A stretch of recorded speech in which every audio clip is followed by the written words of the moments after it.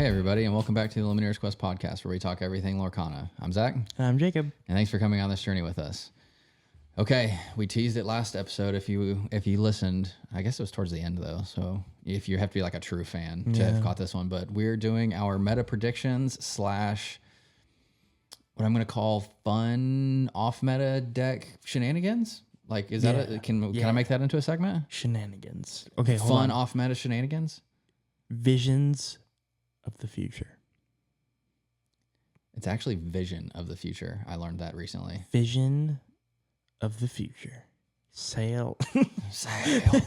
So no, I think with, all of the stuff going on, I think there's a lot. We talked about this a little bit last time too. There's a lot of meta shifters, if you will. And so wanting to kind of give our initial insight to see how bad we can be wrong on what the initial meta is going to shape up to be. And then come back and look at it and make fun of ourselves, essentially. Let's do it. Let's do it. That's the play, right? I mean, we've been pretty accurate just think about like the first set Rapunzel. Yeah. Like, that Rapunzel is just like a 50 cent legendary Gantu. Best friends with Gantu. We left it out of the tier list if you don't know, but yeah, we did. Don't bring that back up for new people. They don't need to know that.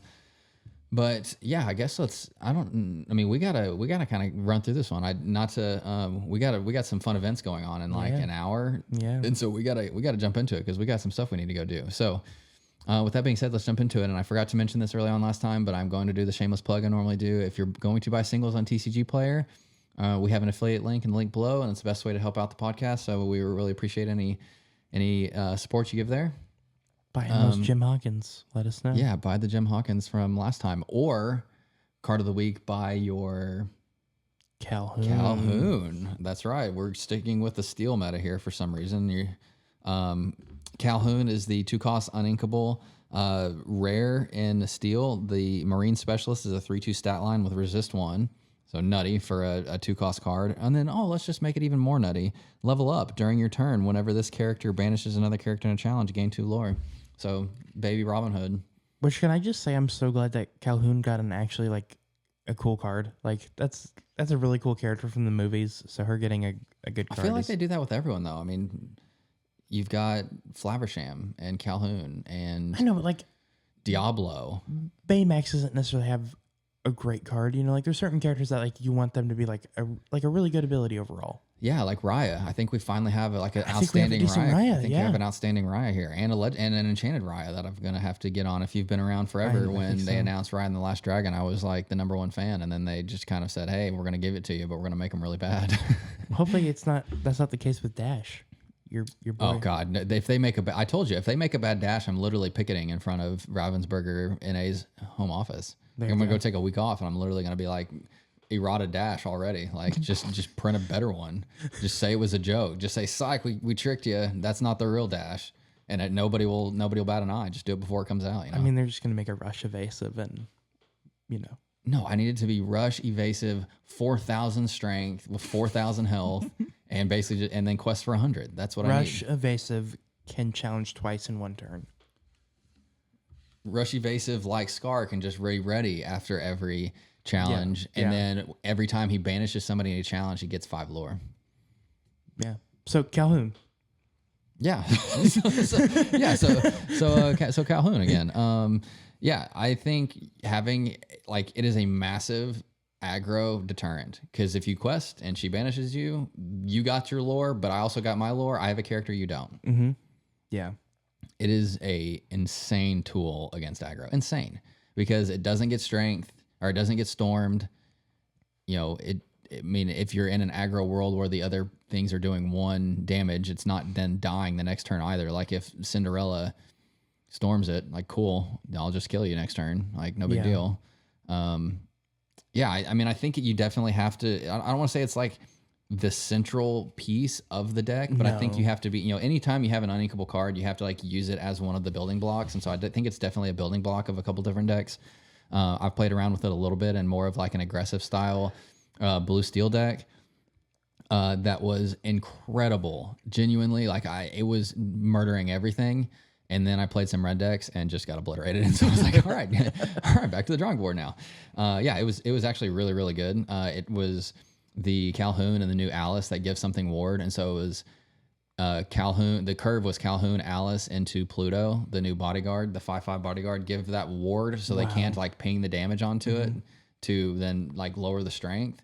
And it was just like cool. Like I just win because if you have to challenge the Pluto to get through it, then Calhoun's gonna kill you or banish you and get the lore while you're doing it. And plus some of the steel damage spells, you just hit him with the damage, Calhoun him, GG, keep moving.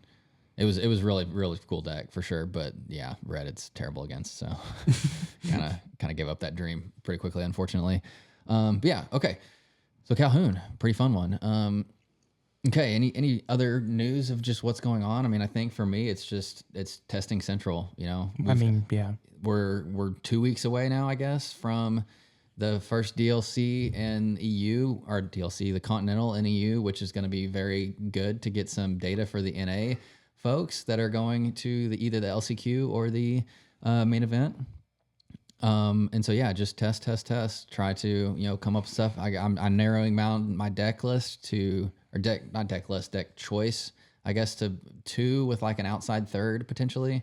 But I'm trying to really just focus in on those 2 and just make sure that, again, I'm like getting the reps in and not just trying to bounce all over the board, because at some point you got to just, master your own thing. I mean, I think, everybody said Blue Steel was dead, and then Jonathan Lamb basically said, nah, it's not really dead. I'm going to go get a top 4 Mickey, and proved that, if you, are a master of your deck and you get some good matchups and you get, some dice rolls in your favor, and I don't mean actual dice rolls, I just mean, some luck in your favor, that you can make a really good run. And so I'm kind of just, trying to take that same mindset. I'm like, let's just get comfortable on a few things, see how the meta shakes out, and then kind of run that route afterwards. So yeah, I think that's kind of what's on my mind. We've got a couple tournaments. We've always said play what you're comfortable with. Yeah. And we got a couple local tournaments coming up. And so just getting ready for those. This is my first round of practicing for, this is the big January event. But which, if you want to talk about news a little bit on my side of things, I think it's worth talking about the set champs Enchanted that we got coming up. Oh yeah, we totally missed that one too. Which is some news around that as well. I don't know how we didn't talk about that one on the news episode last time, but yeah, so we have a Scar set champs this time, the Ruby Teeth and Ambition Scar, if you will. It's errata for North America. I think, like, from what I read, it was fine in the other languages. When they in the app, when they posted it on in the other languages, it was uninkable, but for some reason it was inkable in the English version. Interesting. And so everybody was like, pay to win Scar, pay to win Scar. Yeah. Even though it's not really pay to win, it's technically skill to win, and then it win even more because you have a busted inkable card, which I kind of like that card. I kind of don't. I'm kind of torn, to be honest. But I mean, not the art, the card itself. I think the art's pretty cool. And the interesting part is that it's regular enchanted. Yeah, art, it's not on theme, which is kind of weird. Is what it is, though. I wish they would go back to we're gonna go for the classics, though. Yeah, I really wish we'd get they only did that once. I know. Then they were like, yeah, we're going with the classics, and like all the accessories, they're like, we're going with the classics, and then Elsa Fifth Spirit is a good, solid, fun card, but it's not like a classic yet. I mean, they did the Heroic Outlaw deck box. That doesn't count. Playmats is what I know, but uses the playmat as like the 10-pole accessory. They did the Honey Wizard deck box. I understand it's not playmat. Yeah, it's not a playmat. I mean, they already did a Honey Wizard playmat though. But that was the way back when. Yeah. So Scar's a cool one. Scar. I mean, I think it's really weird how many of these things slip through the QA though. I will be honest. Quality assurance, if you don't know that. Yeah, that is fair. I mean, the Oswald had like a text error on it. I think one of the other ones had a text error on it. Like they've not quoted. They've miscited artists before. They've done the errata. They did the errata for Hiram. There's just, it seems like there's a lot of things that are maybe, I don't know, maybe they're just like testing things in the background, and like that they were testing it as inkable at one point, and that's the one that made it accidentally. I don't know, but regardless, yeah. Okay, meta decks, fun off meta shenanigans. So, is there anything that jumps to mind that's going to be really strong that wasn't necessarily before? Something is telling me Steel Fossa. Yeah, I mean, I would honestly say Steel Fossa kind of was meta last time. I mean, that's fair. There were so many there were so many non-song Amber Steel decks that made like top That's fair. in Seattle that I was kind of shocked. But I mean, that Calhoun slips right into Steel Fossa, I think. Probably, yeah, probably. I'm very interested in how the aggro stuff shakes out for sure. With the new Simba as well. I think Songs has seen, we talked about a couple times, like over the different sets, the evolution of Ruby Amethyst. I think we need to study the evolution of Steel Song now too, because it went from very much a mid-range, control the board, get to a late game state where they just have to start answering everything and they necessarily can't, to this last set and going into this next set like a hybrid songs like aggro, because it's like I'm going to throw Cinderella in there and all the 3-cost songs, and then I'm going to draw off of Doc and Rapunzel instead of a whole new world. Yeah. And with Mufasa, or it's not, gotta say Mufasa, with this new Simba, the Pride Protector Legendary, readying everything up, guess what? Your Daisy's going to be chilling. Yeah.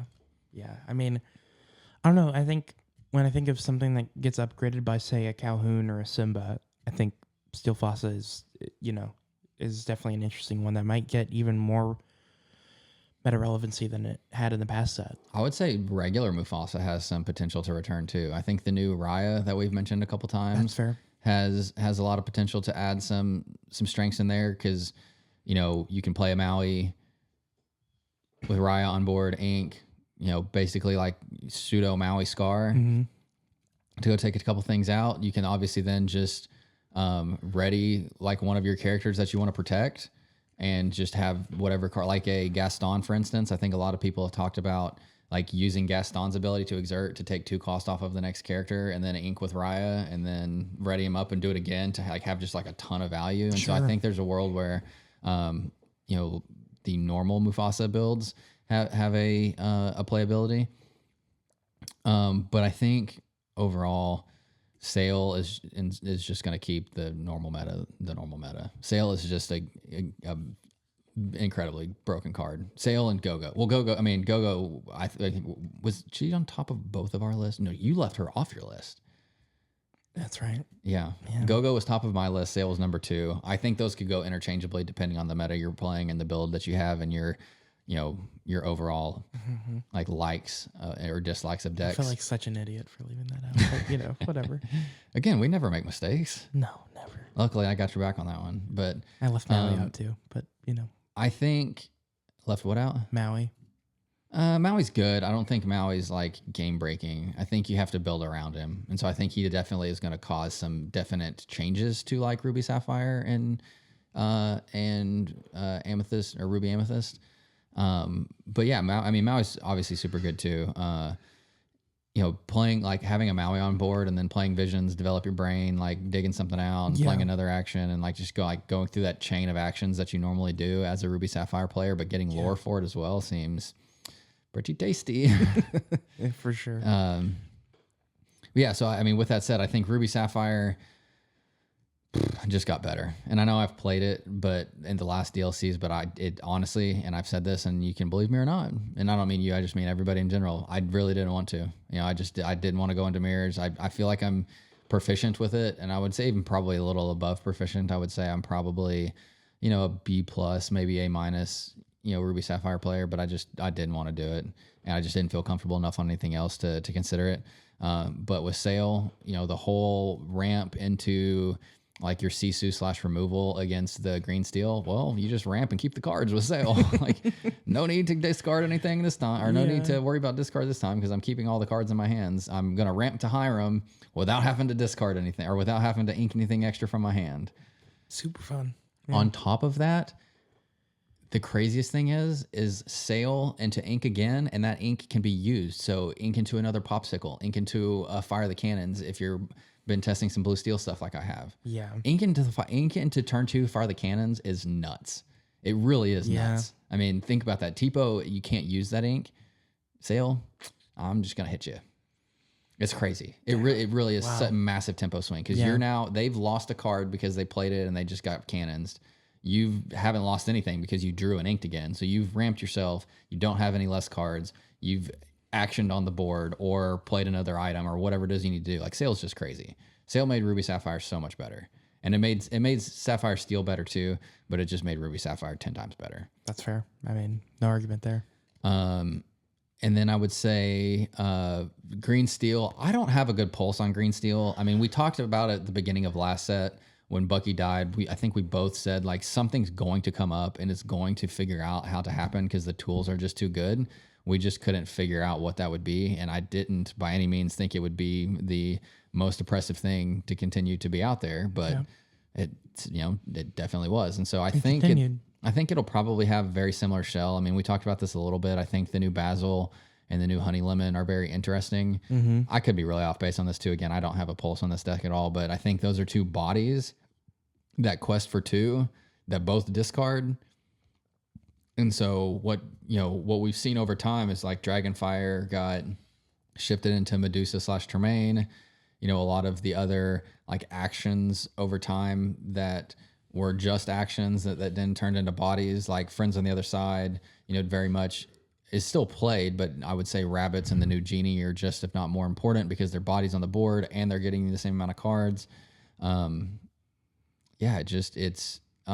Sail's insane. And I think, or why am I saying Sail? Basil and Honey Lemon, I think both have that same potential to like continue to add pressure to the board while discarding for you. And that's obviously what you want to do. Yeah, I mean, Basil's an interesting one. I haven't exactly figured out how to use them yet because that one ink is like interesting. It's like, okay, what?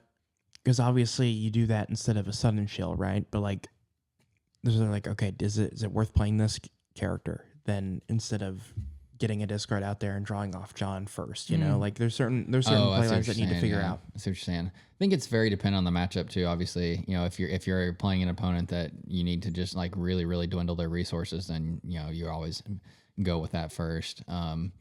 But if you need I don't know, other things, and obviously it's just like I said, it's very dependent, matchup dependent. I mean, against Ruby Sapphire, it's discard their hand and don't let them get to their big stuff, and so it's just discard.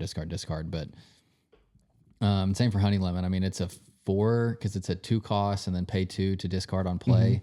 Mm-hmm. And so that's, a good, but I think it's a little slow into like Ruby Sapphire because again, your whole plan there is to just discard their hand, not, get more lore questers as they're ramping to their 7 or 8 because then she just gets wiped up and then it's game over anyways. And so you need to be more, attentive to the board presence. But that would be my initial thing. I mean, I do really like You Came Back. I don't think it fits in Emerald Steel just because the uninkables are really tight as is. But You Came Back, I think, is a super fantastic card. You Came Back is basically an Emerald dime in a way. A little bit, yeah. I mean, it's definitely a game closer. Mm-hmm.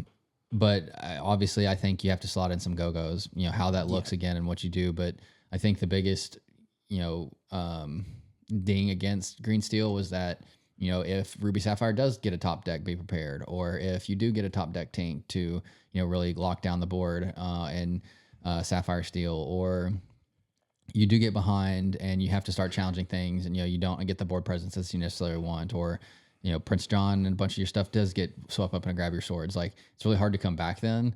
And so if you're at 12, 13, it's like, how do I come back from this now? Well, Go-Go's your answer. Go-Go is the answer. That's true. And so, yeah, Go-Go is insanely strong. I will just tell the story and I didn't even tell you these full details last time too. And so everybody has full right to laugh at me here. They have full,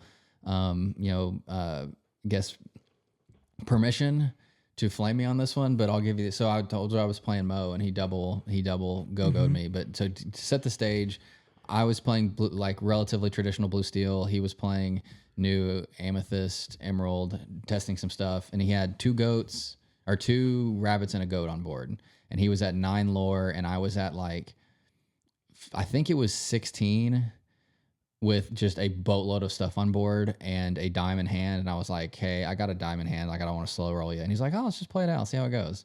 And so I passed the turn. He quest with the rabbit, goats into my Tinkerbell for 4 damage, kills itself, gets a lore, double go-goes me for the win. And I was like, well, I feel like an utter moron because I just said, I don't want to slow roll you here, and you had the win the whole time.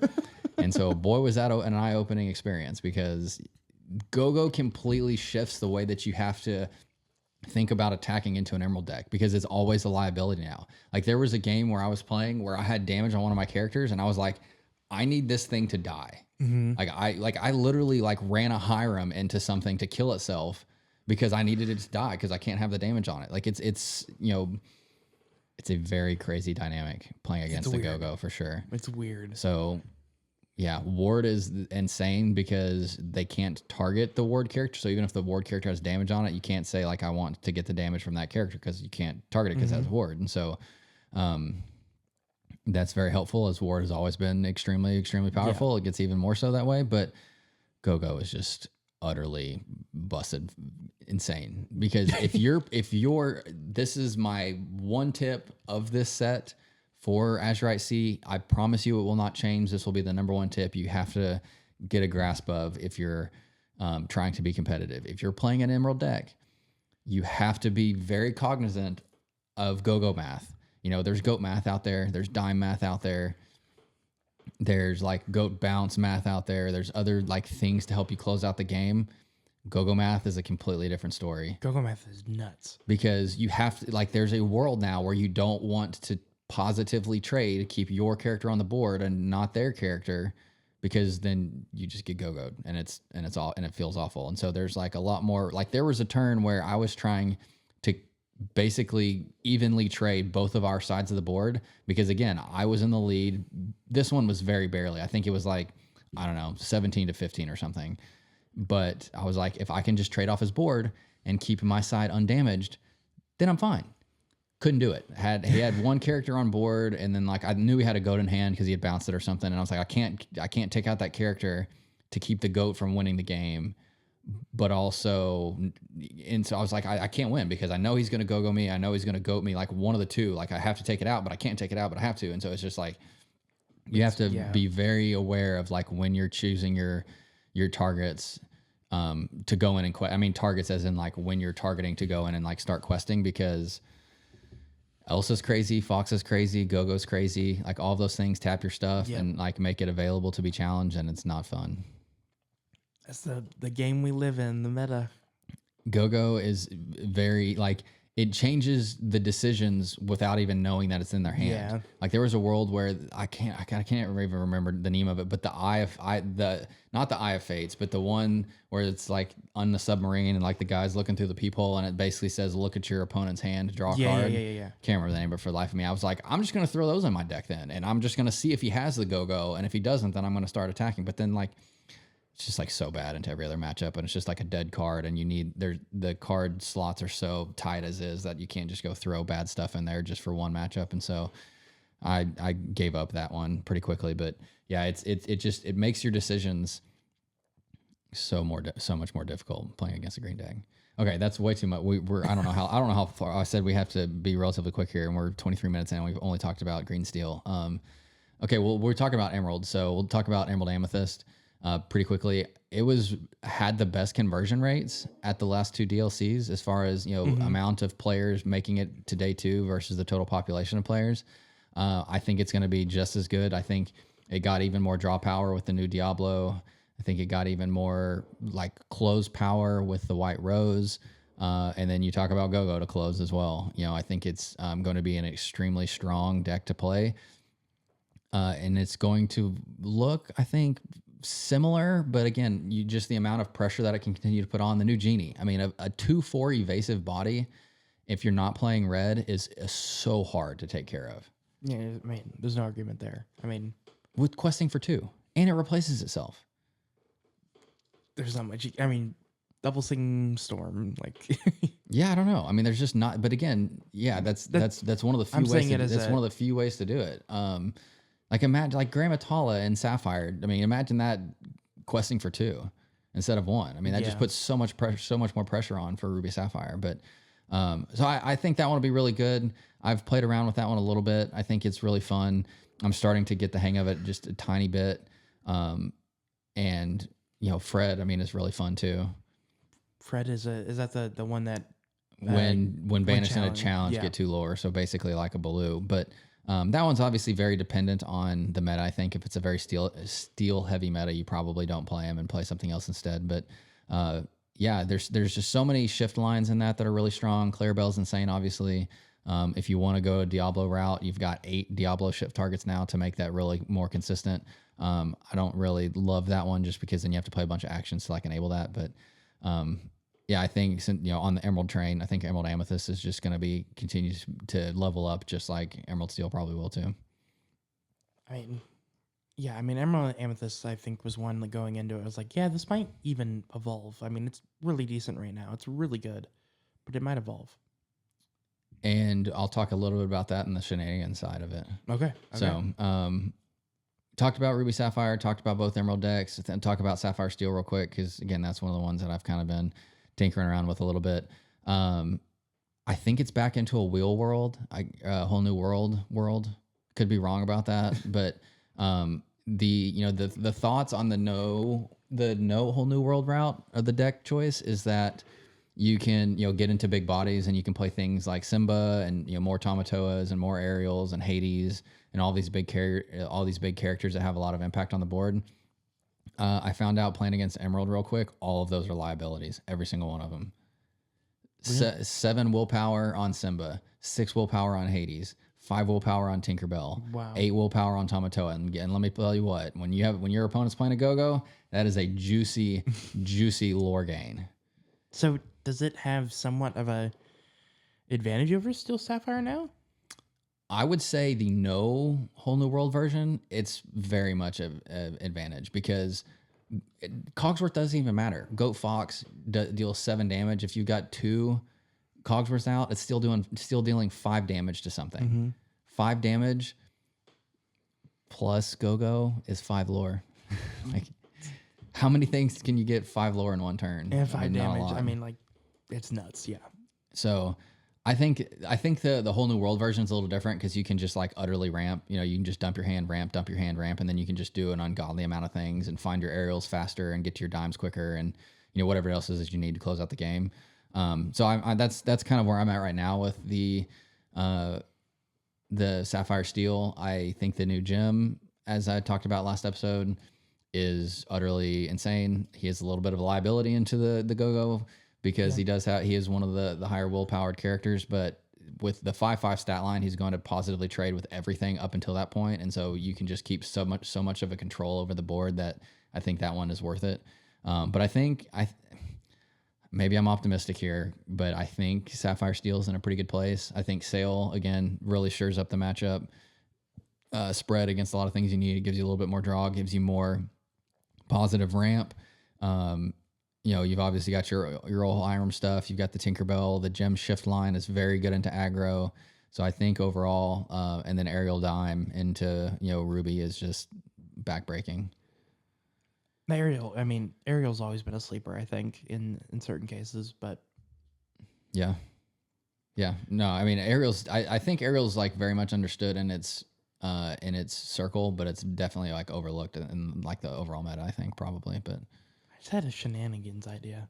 Well, I got one more. I guess I got one. I'm sure there's more that I'm missing, but the other I touched on it already. But I think Mufasa is going to be a thing to have to deal with. I was now. expecting another deck to be brought up. What? Ruby Amethyst. Oh, Ruby. Yeah, Ruby Amethyst, of course, is always going to be around. I think it's going to be very, very similar. Like honestly, I could see it just not taking any set 6 cards and still being just fine. I think you throw in a Maui. And it probably gets a little better. I've seen a couple lists where you go away from the red ladies and you go into just back to the actions because Maui can cycle them. And so you have your Bee Kings and your Dragonfires instead of your Medusas and Tremaines because you can just do 1 or 2 of each and then just cycle them as you need and gain lore. And gain lore as you're doing it. And so I think it's very dependent on again the meta. I think Ruby Amethyst has started to be a little bit of a reactive. Ever since the Flynn C2 Castle stuff, I feel like Ruby Amethyst has been a little on the reactive side of like, what do we need to do to beat some of these other decks? And so from that regard, I think it's going to be very, like broad outlook dependent. But yeah, I mean, I guess I shouldn't have forgotten Ruby Amethyst, but it'll continue to stick around like the plague that it is. Oh my gosh. No, I think sail like shures that one up too, because if you're playing Fire the Cannons, you sail on 2, you do your ramp, but then you're also banishing the Flynn, which before you couldn't ramp and do both. Now you can. Now you can. It's crazy. Sail breaking decks. Sail helping a lot for Sapphire for sure. So Mufasa, I think again, that's like my outside pick to be good. I think it just has the ability to put so much pressure on. I'm curious as to how good it is into other Ruby decks, because that's, I think, its biggest, thorn with all the Sisu stuff and a lot of those, characters being lower willpower questers on the Amber side. But I think with the Raya, as I mentioned earlier, it has the ability to like go re-ready Gastons and things like that. I think I said that last episode actually, but yeah, I think that one will be okay. But okay, we're 33 minutes in, 32 minutes in. Well, I can't look. And we got like 10 minutes left. So shenanigans time. I'm going to pull up my shenanigans stuff because I've got so many deck lists. All right. That I've built. Let's hear yours. Go. I know. This is a terrible deck. Okay. But Emerald Sapphire, Dime, and You Came Back. Emerald, Sapphire, Dime, You Came Back. I mean, throw in Ready Your Bot too. Sure. I mean, yeah. Right? Yeah. I mean, I think Blue Cow's... Ariel? I think Blue Cow's going to be a thing. I mean, it kind of was last time. I mean, I think the combos there are just like, can't fight it.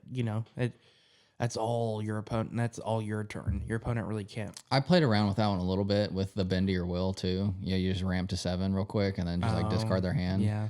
And again, I'm not an expert at this one by any means, but that one is on my list. Is that it was really hard to clear the board, and so Under the Sea was really the only way. And depending on the deck you're playing, that might not be useful at all. And so I started playing the Jasmine shift line. There's the 1-cost Sapphire Jasmine. And so you could just like shift it, like just play both on the turn to shift it.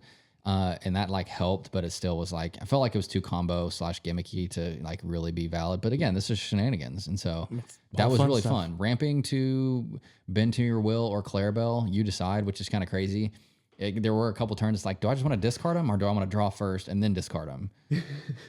And you get to 7, you Clarabelle, then you Bend to Your Will, and like you've got a bunch of cards they don't. It's like, cool, game over. But that doesn't happen all that often because there's a lot of stuff that you have to answer beforehand, and there's just not enough removal to like really make it valid, I guess. But yeah, that's a good one for sure. I saw a very interesting red purple mill deck. Like, does that sound shenanigans / odd for you? Okay, so here's a little bit of overview on this one for you. It is Mad Hatter, so the one where it's whenever you quest, you can look at the top card of the deck and put it on the bottom or the discard.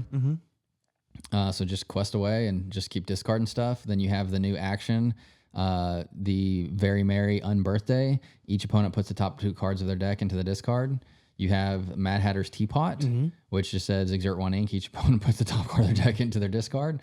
The Amethyst Chromicon, which allows both players to draw, which again, early on, you're playing red-purple, they probably don't imagine that you're playing a mill deck. Yeah. You have Yzma, Scary Beyond All Reason, the Floodborn from set 2, that you can discard their characters and make them draw 2 cards. Yeah, it's kind of insane. And then you have all of the like Ruby removal to just like keep them from getting to 20, and then just keep exerting and just like keep dumping their stuff off the top of their deck. I thought the mill deck was going to be Amethyst Steel. I think that's one's probably a little more viable. Or yeah, I mean, I think that's probably, I mean, I feel like if you're like truly trying to go the mill route, but I mean, there's some spicy stuff there for sure. That's fun. You could definitely catch the people off guard. I'll put it that way because you throw in some like Maui half sharks to get you some lore as you're doing all these crazy actions like Very Merry Unbirthday or Pirate's Life or something else. This list also has Robin Hood Sharpshooter again to like find the Very Merry Unbirthday to make you discard 2 to then get a lore with Maui Shark. So yeah, that one's a pretty crazy one. I think you touched on this one. I think it was last episode. You said Maleficent Staff, or was that before the episode? Or am I just completely making that up? I didn't mention Maleficent Staff. Oh, maybe I'm just completely making that up then. But there's a Emerald Amethyst bounce brew that I have. That's basically just keep the board clear, just bounce everything that touches the ground, and then get a lore from Maleficent Staff every time. Wow. That's kind of that's shenanigan, fun, right? That's fun. So curse merfolk, and just to like put early pressure onto the board to kind of like, make them, because you have to get ahead, because if they don't have to challenge your stuff, then they'll never get bounced and it doesn't do it. So you have to like put some pressure on it. So you just start out quick there. And then you've got Jasmine Royal Seafarer, the 3 cost to give something reckless to then make them challenge. You have the Emerald Chromacon that when they then do challenge, they banish something and then you can bounce something with the staff. You've also got the Jasmine Royal Commodore, the shift for that Jasmine, that anything that's deserted gets bounced, which again goes ahead and gives you some lore from the staff. You've got the Muses, classic bounce character, bounce your stuff, get some lore. You've got Mother Knows Best, classic song, bounce something, get some lore. You've got Ursula, Deceiver of All, double sing, bounce 2 things, get some lore. You've got Kit Cloud Kicker, bounce something, get some lore. Classic. And then you've got, Goat to help you close out. You've got Library for a little bit of draw and extra lore. But is there any you came back? No, this one, I don't think that would help a lot. But this one has like 12 on ink already, which you could probably put 2 in if you wanted. It was more just about the slots. But again, my initial thought was like, man, this is really cool. But I think the time to set up like all of those pieces, like set up a Chromacon, set up a staff, set up a library, set up a Jasmine, like all these different things that you need to set up, it's probably too slow to like beat a Ruby deck. And so I don't know. I think it's kind of, again, it's on the shenanigan side, but I think there is some potential. Potentially. I don't know. I mean, if they drop a Sisu and you have a Chromacon on board and then you just like bounce their whole board, like I guess it's possible. But again, I just don't think you have enough ink. So, I don't know. But again, it's shenanigan. I think that one is really fun, and I would love to have a world where that's like super good. Okay, you got another one or? Not necessarily. I just have like hopes. Like I want like Jafar Striking Illusionist, like to just get some life at some point. The draw when you lore when you draw. I think so. What I found out, and this is kind of going back to less shenanigan, more just like actual meta stuff, but with no Zeus, very, very little Zeus in the meta, things with high willpower, like Genie, which I've talked about from the new set, and Jafar, and these evasive things that are hard to challenge, they're really good. Like Maui too. Yeah. Throw in there. Yeah. Like with no Zeus like kept all of that stuff in check. The Jafar deck in set 3 wasn't as much of a thing because of Zeus. And Zeus is gone. Like nobody plays Zeus anymore. Yeah, I mean the main threat would just be double singing strength or something like that, but or let it go. But if you're shifting on Jafar, probably, like that's, I don't think the worst thing ever for you. Happens. Yeah. So I don't know. I think there's a world where honestly Jafar has some like actual real potential too. I think he does. The knock against it is it loses to songs and aggro a little bit because it doesn't have a super great like early game. I'm gonna put Calhoun in there. I think that would work. That's actually not a bad thought. Yeah, well, we need to think through that one. I'm gonna add another deck to my actual viable list here. Let's do it. Okay, my Christmas deck. Did I talk about this one last time You Came Back? It's the holiday season. Yeah, it's the Christmas deck. It's Robin Hood Sharpshooter and You Came Back, essentially. It's beginning to look a lot like Christmas. Yeah. You just Robin Hood Sharpshooter, You Came Back everything, and then just keep Pirates Lifing them, and then Maui, get that Pirates Life back, sing it with Maui.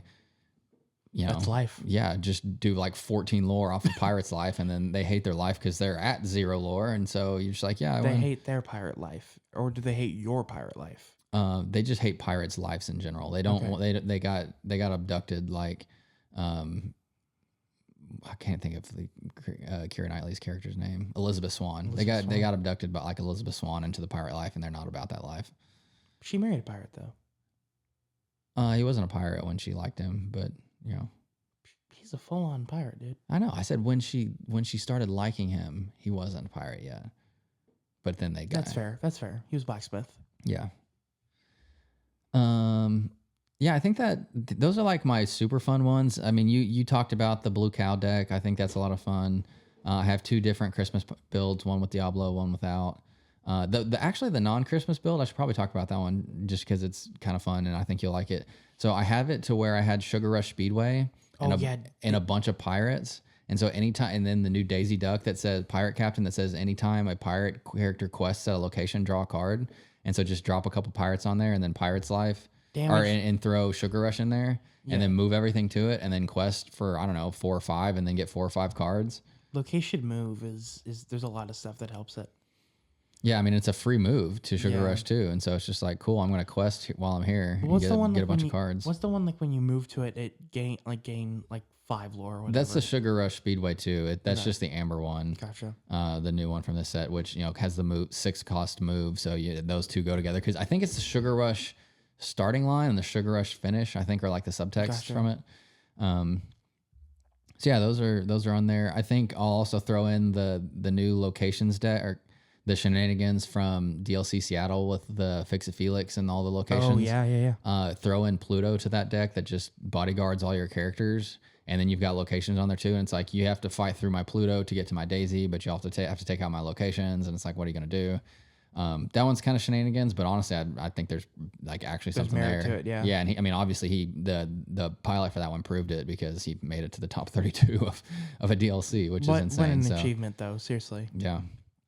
Trying to think if there's anything else like super fun out there. I think Jim Hawkins has some sort of revival potential because again, I think locations. The OG Jim Hawkins. Yeah, the OG Ruby Jim Hawkins. I think there's a lot of synergies with locations currently.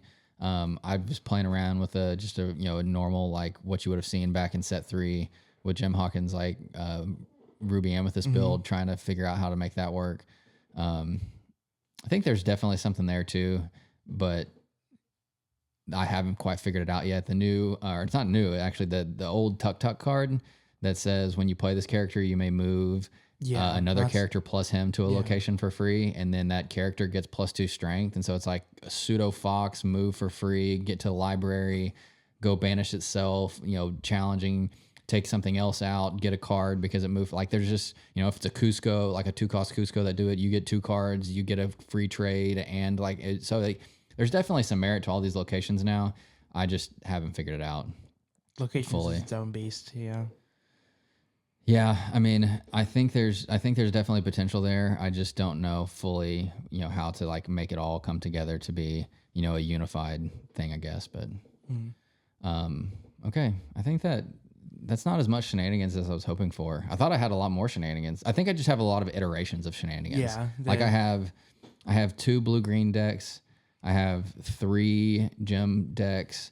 I have the 2 Christmas decks. I have a bunch of shenanigans locations / Amber Steel, like aggro, Mufasa, like shenanigan stuff.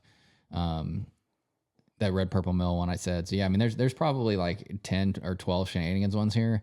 It's just like all iterations of kind of the same stuff. So it doesn't like necessarily deserve to be like called out independently, I guess. But well, I mean, it works out anyway because we have.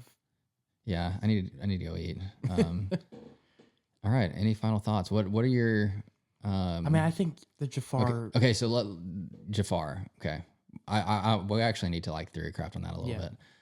What is your prediction for winning NA Continentals? NA Continentals. Not the person, the deck. Just yeah. Zach. I'll take it.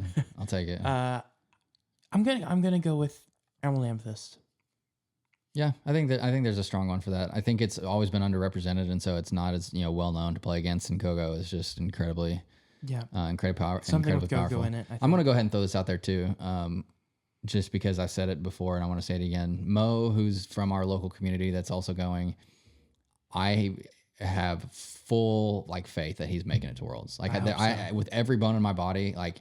Just being around him more as he's, we talked about him kind of coming back into the scene about, 2 months ago at this point now, and how at the time, we kind of didn't really know who he was. Like, we hadn't had a bunch of experience talking to him. Now that I've had a lot of time to talk to him and like just pick his brain on stuff, he's on another level. Like he genuinely is on another level. And we're talking about a golden Mickey player here. I mean, obviously he's insane because he has the accolades to back it up. But just listening to the way that he theory crafts and listening to the way that he like thinks through lines and just like his flexibility of plays, like I'm very formula driven and like, you know, this is what I like, what I want my outcome to be, and then like kind of deviate from that based on what threat there is. But he is just like, yeah, you know, I got to see what they do, and then I'm gonna respond based on however they play. Like he has no game plan.